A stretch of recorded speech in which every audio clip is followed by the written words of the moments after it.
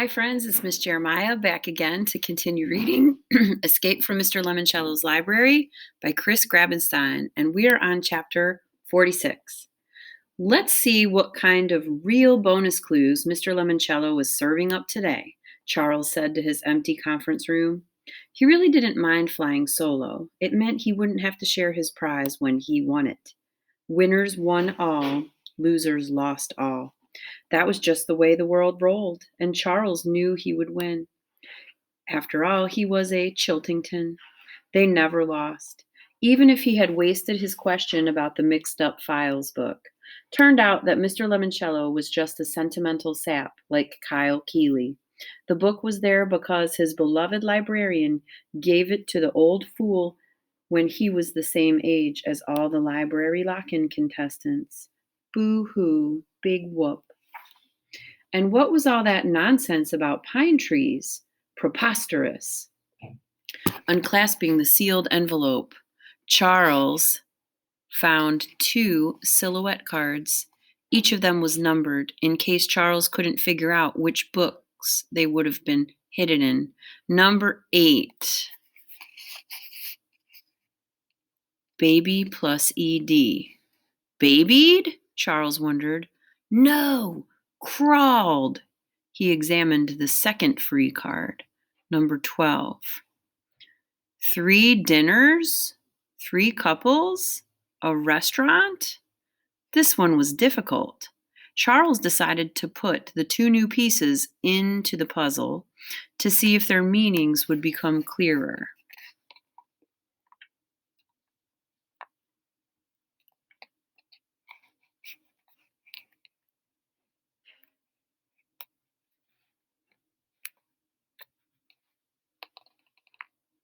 Charles was missing only one clue, but he had everything else. You can walk out the way blank crawled in past restaurant. No, that didn't make sense. In fact, all he was really certain about were the first 2 lines. You can walk out the way. The way what? Past the restaurant? The Book Nook Cafe? And what about the image of the football player? It came from the Johnny Unitas book. Maybe Johnny Unitas, who had played football back when Mr. Lemoncello was Charles's age, had owned a restaurant? Perhaps a popular national chain?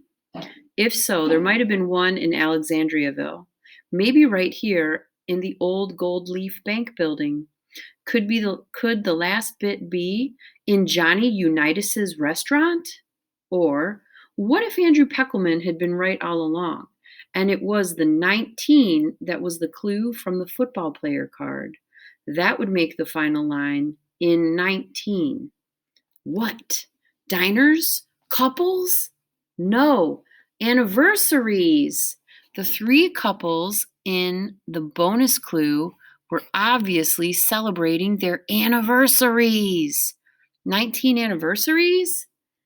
Was today the 19th anniversary of some major event in Alexandriaville? Charles shook his head.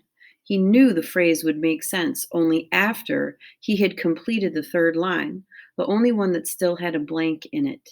Blank crawled in. What if the missing image is an eyeball? Then the 3rd line could be, I crawled in. Hang on, Charles thought.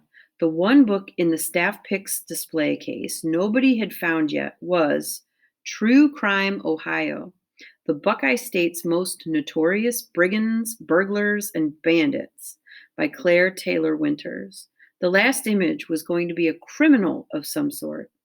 That one single missing book might tell Charles who had crawled into the bank and, more importantly, where they had crawled in. Was this the 19th anniversary of a famous bank robbery? Charles realized he needed help. It was time to use his Ask an Expert. That made him laugh, because Charles knew the top library expert in all of America, maybe the world, someone much more important than Dr. Yanina Zinchenko. Kyle Keeley, and the rest of that bunch didn't stand a chance.